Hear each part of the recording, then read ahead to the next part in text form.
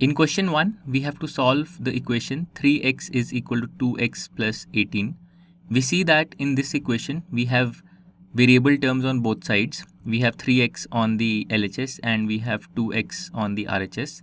So what we can do is we can subtract 2x from both sides so that this term 2x is eliminated from the right hand side.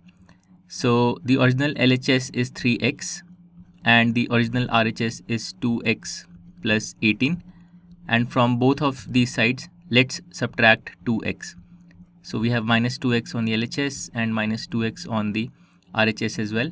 So on the RHS the 2x terms cancel out, and now we have 3x minus 2x on the LHS, that's just x, and on the RHS we have 18. So we get the solution of the equation as x is equal to 18.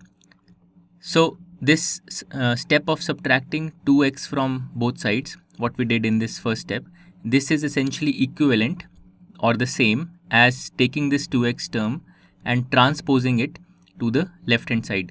So we could have directly said that in the original equation 3x is equal to 2x plus 18, let's take this 2x term on the right hand side and let's transpose it to the left hand side. So just like we transpose numbers, we can also transpose variable terms. So we would get 3x minus 2x, because this 2x term when transposed it will become minus 2x, and on the RHS we'll have 18. So we will get x is equal to 18, the same answer as we got earlier.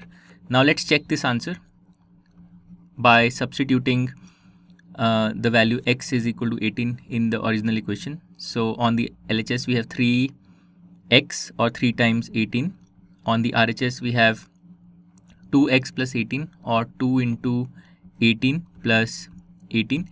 So on the LHS we have 3 into 18 is 54, and on the RHS we have 2 into 18 is 36 plus 18, and 36 plus 18 is also equal to 54.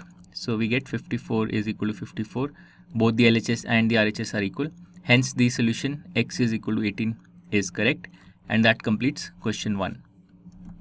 To learn more about how QMath can help you crack school and board exams, explore QMath Leap, a live online classroom program run by highly experienced and committed teachers.